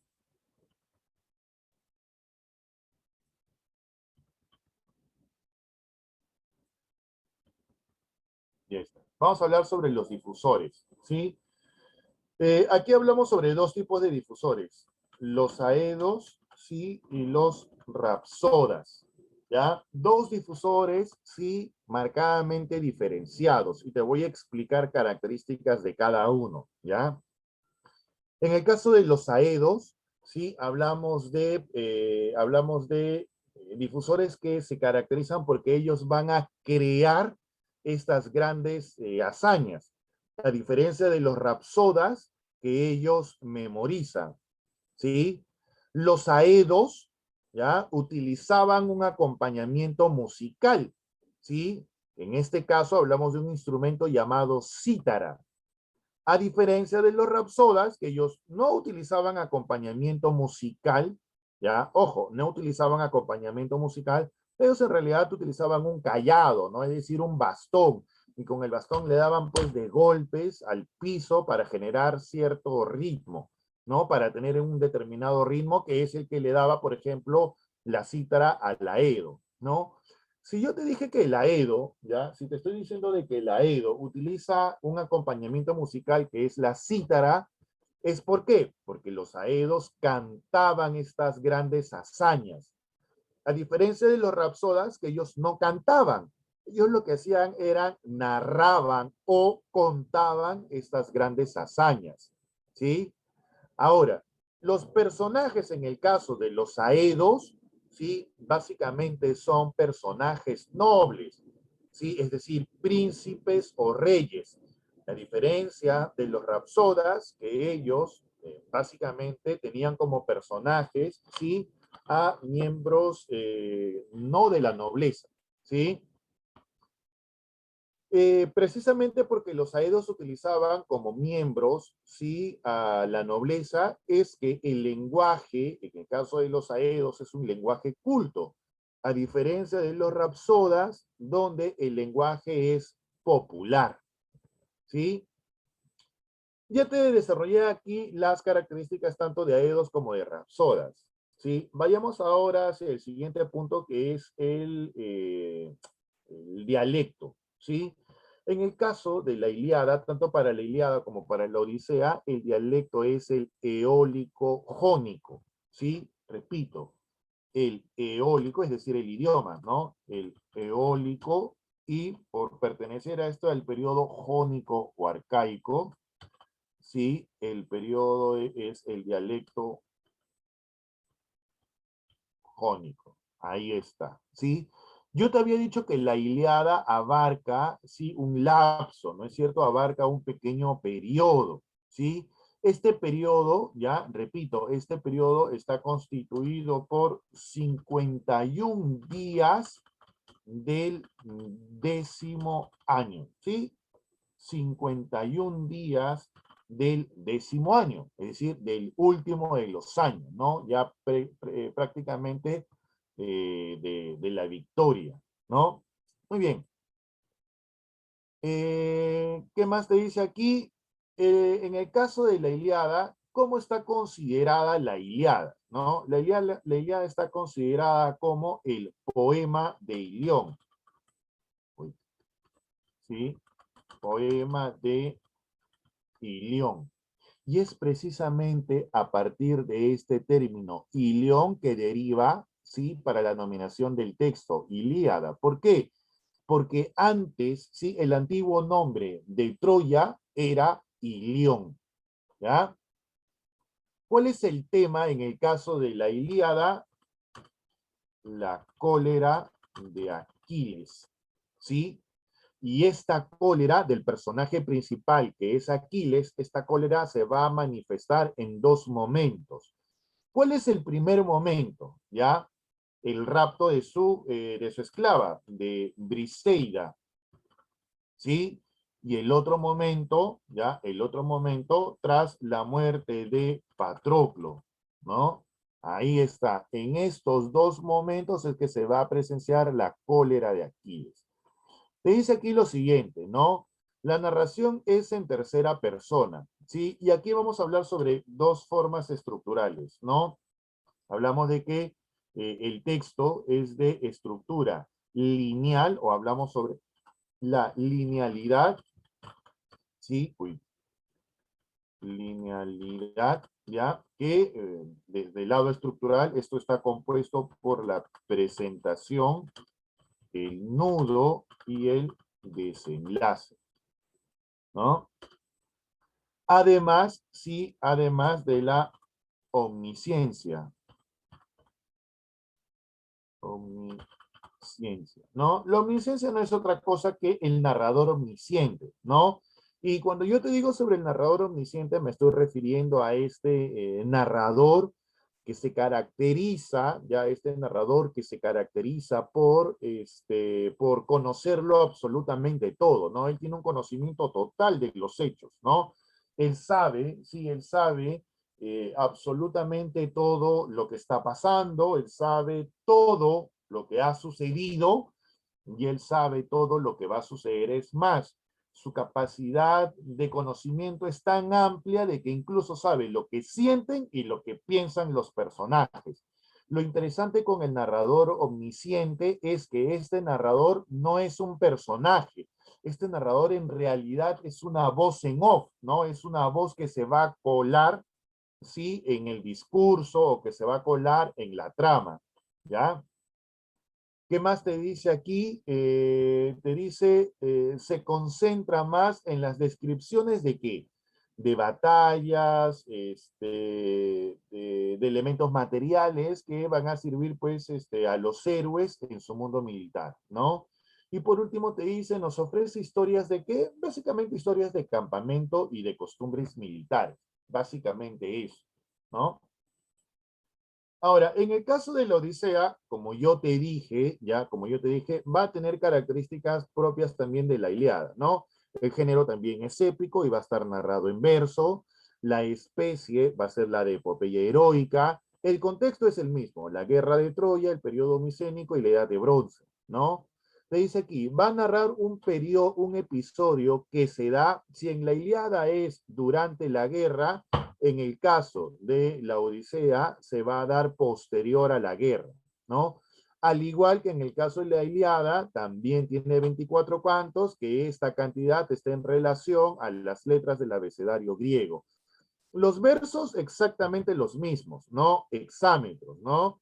Que en este caso, pues, están compuestos ya por 6 pies métricos, ¿no? Pues van a poseer entre 12 y 17 sílabas métricas, sí, pero acá sí hay algo que tengo que cambiar, ¿no? Acá sí hay algo que yo tengo que cambiar. Yo te había indicado lo siguiente, que la Ilíada, sí, la Ilíada está compuesta por 15.674 o 15.693 versos. A diferencia, sí, a diferencia de la Odisea, que está compuesta por 12.110 versos, ¿sí? Esa es la única diferencia. Los difusores, lo mismo, ¿sí? Van a ser los aedos y los rapsodas, que ya te mencioné sus características, ¿no? El dialecto es el mismo, el eólico jónico, ¿sí?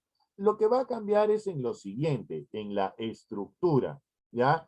En el caso, sí, en el caso de la Odisea, ¿ya? La estructura, sí, la estructura está desarrollado bajo dos tipos de narradores, ¿sí? Un narrador en tercera persona, ya, repito, un narrador en tercera persona, ya, que va a desarrollar un periodo de aproximadamente 26 a 40 días, ¿sí? Y un narrador en primera persona, ¿ya? Este narrador, el primero, el de la tercera persona, básicamente va a ser Telémaco, ¿sí? Y este segundo narrador, ¿ya? Que se da, que es a la vez un narrador personaje, se va a dar pues en primera persona y en este caso vamos a tener a Odiseo cuando él va a contar sus aventuras y va a recurrir pues a la narración cíclica, ¿no? ¿A qué me refiero con la narración cíclica? A que él va a comenzar a desarrollar no va a iniciar, ¿sí? Desde el principio, va a comenzar a iniciar ya, digamos, como que avanzar, de manera avanzada, ¿no? La narración y va a terminar en el mismo punto con el que inició, ¿sí? ¿Qué más te dice aquí? En el caso del tema, ¿sí? El tema, pues, es el regreso de Odiseo hacia su patria, ¿no? ¿Cuál es el nombre de su patria? ¿Quién se acuerda? ¿Cuál es el nombre de la patria de Odiseo? ¿Quién se acuerda? ¿Quién se acuerda el nombre de su patria? ¿Alguno se acuerda? Comienza con I. Ítaca, Ítaca, efectivamente.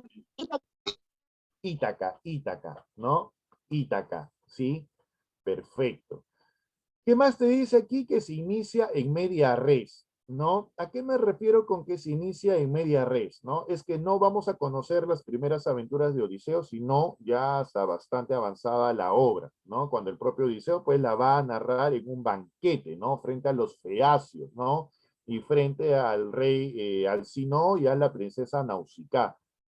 ¿sí? El siguiente punto te dice ahí, se muestran dos historias paralelas o simultáneas, ya te las indiqué. Por un lado vamos a tener a Telémaco, ¿no? Que va a viajar en busca de noticias sobre su padre, y por último vamos, y el segundo grupo de historias, que es Odiseo, ¿no? Que va a contarnos sobre todas las peripecias que él padece para regresar hacia su patria, hacia Ítaca. Por eso es de que el texto, la estructura es en dos partes, ¿no? O bajo dos tipos de narradores. ¿Qué más te dice aquí? De carácter más humano. ¿Por qué? Porque aquí pues se aborda precisamente la naturaleza mortal del héroe, que en este caso es Odiseo, ¿no? Y te habla sobre la ley de la hospitalidad, ¿no? La ley de la hospitalidad pues es esta especie de descripción de las costumbres en los palacios, ¿no? De pastores y de diversos pueblos, ¿no? Y por último te indica que la Odisea es el canto de qué? Es el canto de la paz, es el canto de la familia, es el canto del amor conyugal, ¿sí? Es el canto de las costumbres, es el canto de la patria, es el canto de la astucia, ¿no? Del gran Odiseo, ¿sí? Ya está. Chicos, ¿hasta acá alguna consulta? ¿Hasta acá alguna consulta? Denme, chicos, denme un segundito que se me va a apagar la computadora. Denme un segundito, denme un segundito.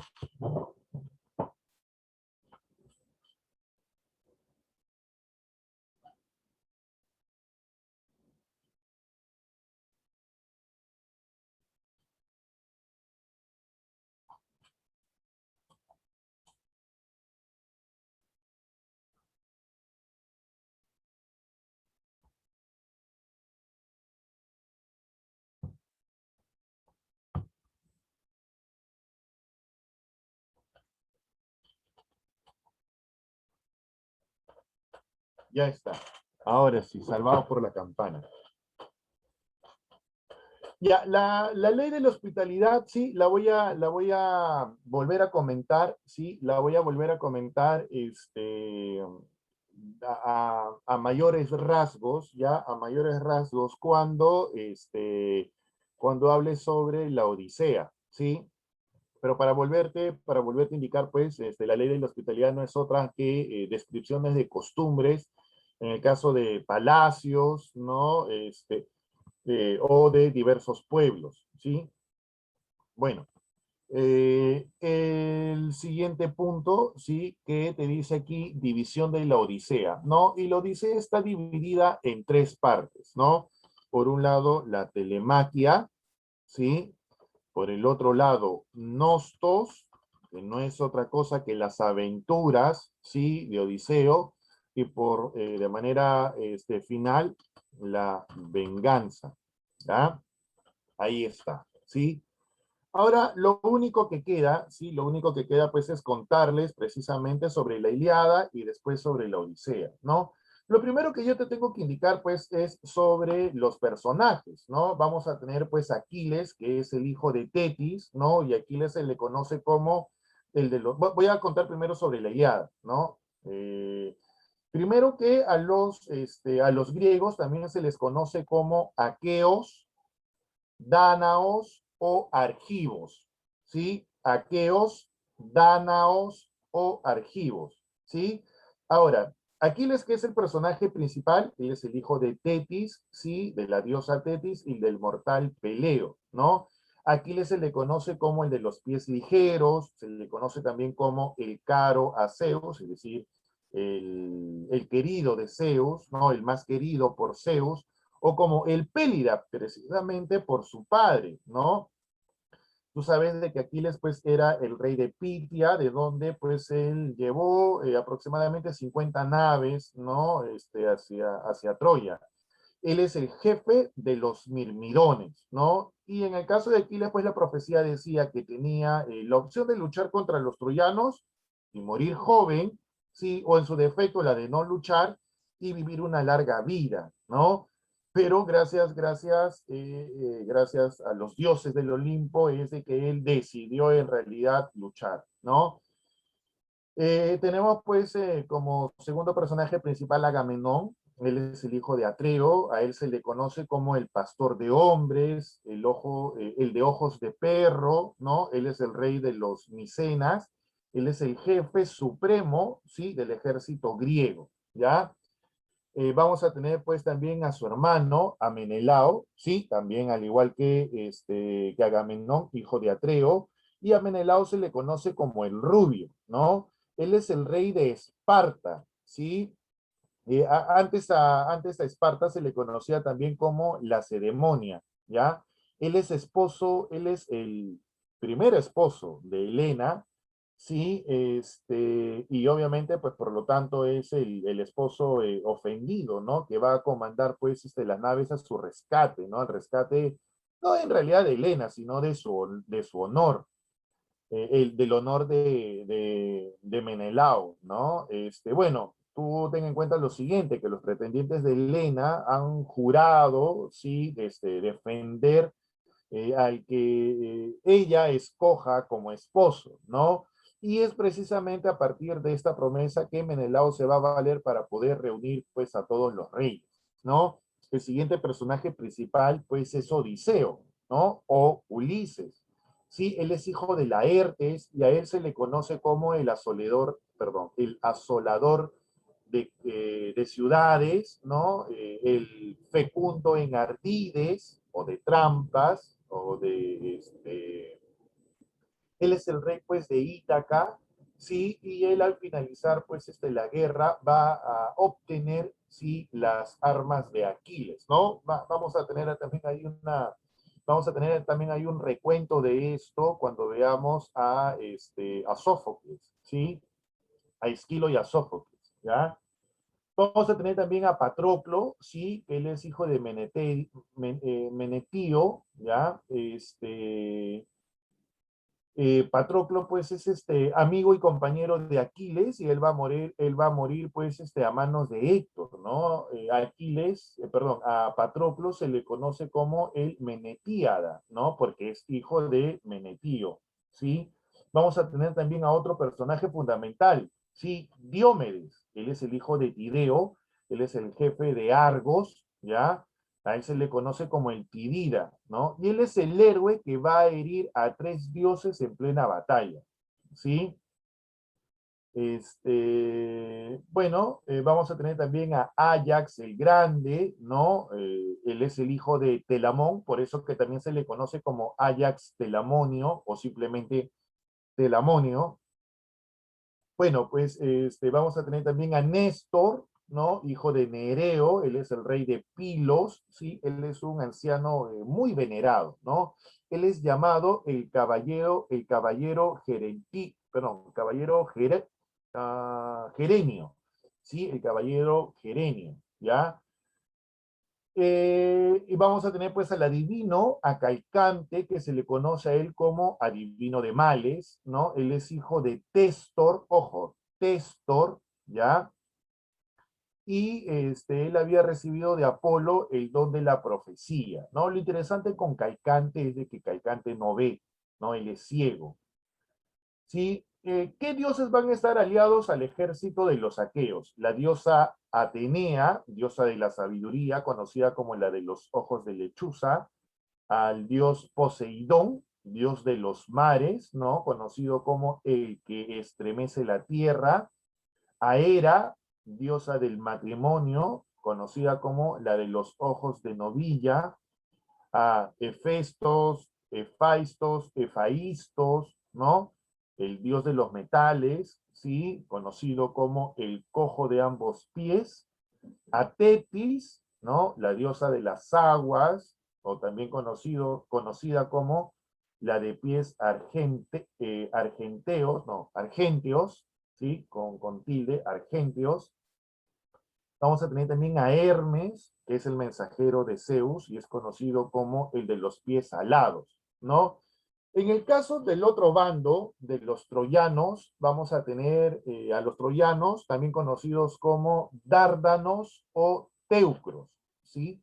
Dárdanos o teucros. ¿Quiénes son los personajes principales? Héctor, hijo de Príamo y de Hécuba, ¿sí? A él se le conoce como el de tremolante casco, y él va a ser el jefe supremo del ejército troyano, ¿no? Acuérdate que su destino está ligado también al destino de Troya, ¿no? Tú sabes de que Héctor muere y Troya va a caer, ¿no? Tenemos también a Paris, ¿no? Él es también hijo de Príamo y de Hécuba, por lo tanto es hermano de Héctor.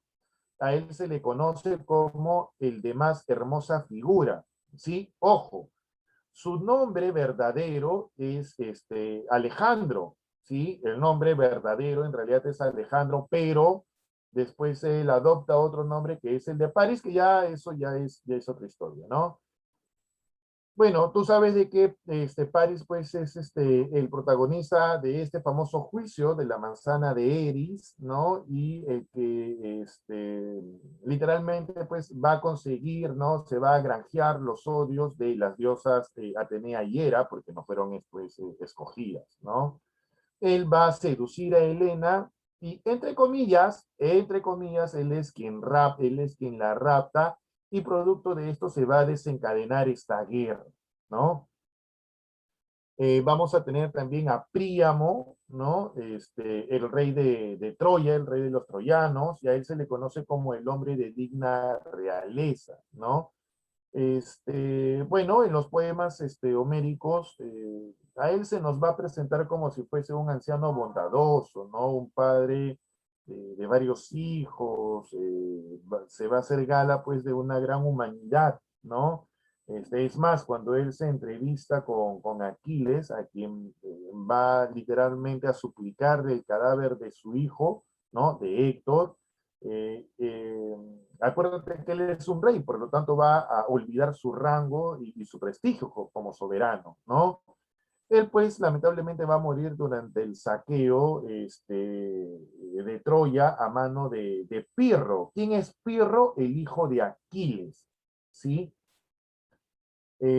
Vamos a tener también a Pándaro, ¿sí? Que este va a ser el causante de la ruptura de un pequeño cese, ¿no? De un pequeño cese al fuego, de una pequeña tregua entre los griegos y los troyanos al inicio de la contienda, ¿sí? Vamos también a tener a Eneas, ¿sí? Él es el hijo del mortal Anquises y de la diosa Afrodita. Él es el jefe de los Dárdanos, ¿ya? Y él es el único de los hombres de Troya al que le guarda un gran futuro, ¿no? Tras el saqueo y la captura de Troya, ¿no? Tú sabes que con Eneas se va a desarrollar el mundo latino, ¿no? O en todo caso se supone que con él nace el Imperio Romano, ¿sí? Y bueno, también vamos a tener a Casandra, ¿no? A la profetisa que es hermana tanto de Príamo, que estoy hablando, es hermana de Héctor y de Paris, ¿no? Hija de Príamo. Sí, ¿cuáles son los dioses que van a estar a favor de los troyanos? Tenemos a Apolo, ¿no? El dios del oráculo, de la poesía, ¿no? Al que se le conoce como el que hiere de lejos, ¿no? El que envía sus saetas, que son o bien pestes, ¿no? O bien curas, o bien cura, ¿no? El cura, ¿sí? O enferma, o mata. Vamos a tener a Ares, que es el dios de la guerra, ¿no? Conocido como el funesto a los mortales, ¿sí? Vamos a tener también a Artemisa, la diosa de la casa, de la castidad, y ella es gemela de Apolo, ¿no? Y vamos a tener también a Afrodita, la diosa del amor y de la belleza, ¿no? Ya está. Hasta aquí, chicos, ¿alguna consulta? ¿Hasta aquí alguna consulta? Ninguna. Perfecto, muy bien. Bueno, lo que hay que tener en cuenta es lo siguiente, ¿no? De que tanto la Ilíada como la Odisea, o en todo caso Homero, siempre va a iniciar sus poemas con una invocación a la musa de la poesía épica, que en este caso es la musa Calíope, ¿no? Calíope significa literalmente bella voz, ¿sí? Y el texto se inicia así, ¿ya? Acuérdate lo siguiente, ¿ya? De que con esta invocación, ¿sí? Con esta invocación a la musa, a su vez, ¿sí? A su vez, también se va a tener, ¿ya? Ojo, también se va a tener, ¿sí? El tema, ¿sí? Del cual se va a desarrollar el texto, ¿no? Y en el caso de la Ilíada, te voy a leer porque acá tengo mi Ilíada, ¿sí? Se inicia así. Canta, oh musa, la cólera del Pélir Aquiles, cólera funesta que causó infinitos males a los aqueos, precipitó al Hades muchas almas valerosas de héroes a quienes hizo presa de perros y pasto de aves. Cumplíase la voluntad de Zeus desde que se separaron disputando el Átrida, rey de hombres, y el divino Aquiles. ¿Sí? Así es como se inicia, pues, eh, la Ilíada, ¿no? Y bueno, ¿qué es lo que va a suceder? Vamos a tener, pues, a los aqueos que se van a encontrar frente a la ciudad de Troya, ¿sí? A la cual ya han sitiado, pero, pues, ellos están sufriendo una peste mortal, ¿no? Esta peste es enviada, pues, por el dios Apolo, quien va a proteger a los troyanos, ¿sí? Agamenón, que es el jefe supremo de los aqueos, no quiso devolver a quién, a Criseida, ¿no?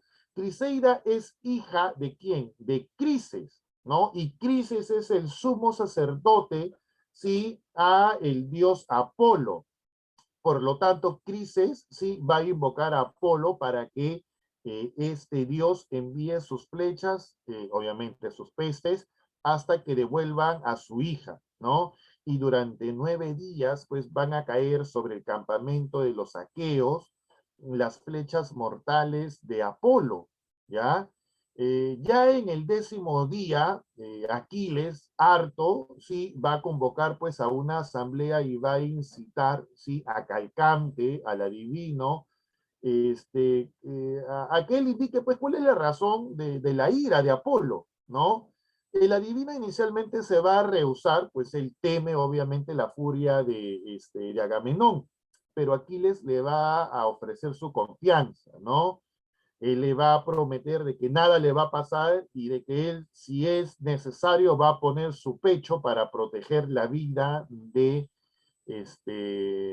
Calcante, ¿sí? O de Calcas, también esa es la otra nominación con el que se le conoce. Y bueno, y es así pues de que Calcante o Calcas va a confesar la ofensa que ha generado Agamenón y que ha herido pues a Crises, ¿no?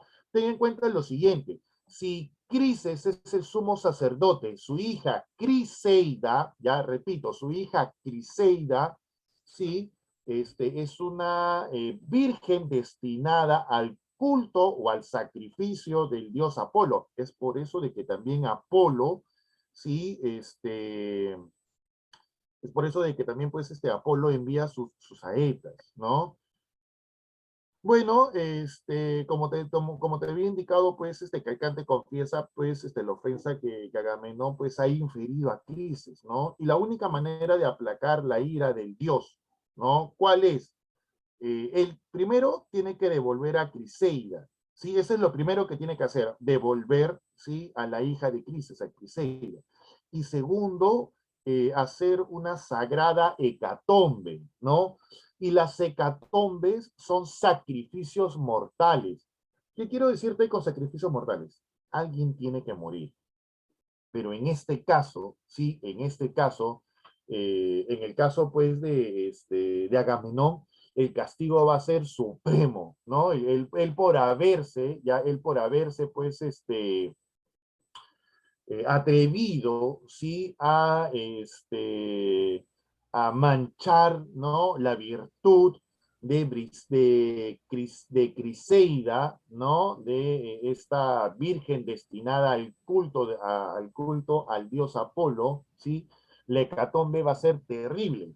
Agamenón literalmente va a tener que matar a una de sus hijas. Y para esto escoge a quién? A Ifigenia, ¿sí? Una de sus hijas, ¿ya? Bueno, Entonces, pues, Agamenón, sí, al escuchar esto, se va a querer lanzar contra Calcas o Calcante, pero Aquiles, pues, va a impedir, ¿no? Y se va a iniciar, pues, así, la disputa entre ambos. Ya, Aquiles, pues, le va a reprochar su actitud, ¿no? Y Agamenón, contra toda su voluntad, pues, no le queda otra que devolver a Criseida, pero a manera de arrebato, ¿sí? A manera de venganza, pues le va a quitar a Aquiles, le va a quitar a su esclava, le va a quitar a Briseida, ¿no? Y esto va a provocar pues la cólera en Aquiles, ¿no? Pues no solamente le está arrebatando su esclava, le está arrebatando a la vez, sí, su honor, ¿ya? Y es así que Aquiles le dice lo siguiente: brioso, que tienes ojos de perro y corazón de ciervo. Jamás te atreviste a tomar las armas con la gente del pueblo para combatir, ni a ponerte en emboscada con los más valientes aqueos. Ambas cosas te parecen la muerte. Es sin duda mucho mejor arrebatar los dones en el vasto campamento de los aqueos a quien te contradiga, rey devorador de tu pueblo, porque mandas a hombres ayectos. En otro caso, Átrida, este fuera tu último ultraje. Otra cosa voy a decirte y sobre ella prestaré un gran juramento. Sí, por este cetro que ya no producirá hojas ni ramo, pues dejo el tronco en la montaña, ni verdecerá, porque el bronce lo despojó de las hojas y de la corteza, y ahora lo empuñan los aqueos que administran justicia y guardan las leyes de Zeus. Grande será para ti este juramento. Algún día los aqueos todos echarán de menos a Aquiles, al gran Aquiles, y tú, aunque te aflijas, no podrás socorrerlo cuando muchos sucumban y perezcan a manos de Héctor, matador de hombres. Entonces desgarrarás tu corazón pesaroso por no haber honrado al mejor de los aqueos. Date cuenta lo que le dice a Aquiles, ¿no? Aquiles de arranque le dice: ojos de perro, corazón de ciervo, ¿no? Yo recuerdo en otra versión que leí sobre sobre Aquiles, ya en otra versión, pues, eh, Aquiles le dice corazón de venado, ¿no? Ojos de perro, corazón de venado, corazón de ciervo. ¿Qué es lo que le está diciendo, no? Te crees bravo, pero en realidad eres un cobarde. Eh, Miss, una consulta. ¿Cuánto tiempo es el receso? Miss. Uy, no. La misa fue al receso. Chicos, ¿están? Chicos, profesor, disculpe. A ver, a ver, a ver, a ver, a ver. Esperen, esperen, esperen, esperen, no escriban porque si no, no leo. Ya veo.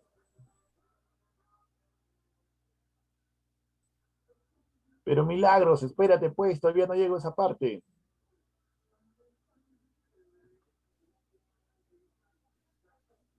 Ah, ya, no tienen receso. No tienen receso. ¿Tienen o no tienen receso? Ya, bueno chicos, entonces nos vamos a quedar hasta aquí. La próxima clase con completo la Ilíada y si me da tiempo la Odisea. Sí, nos vamos a quedar hasta aquí. Ya, nos vamos a quedar hasta aquí. Bueno chicos, un gusto, cuídense.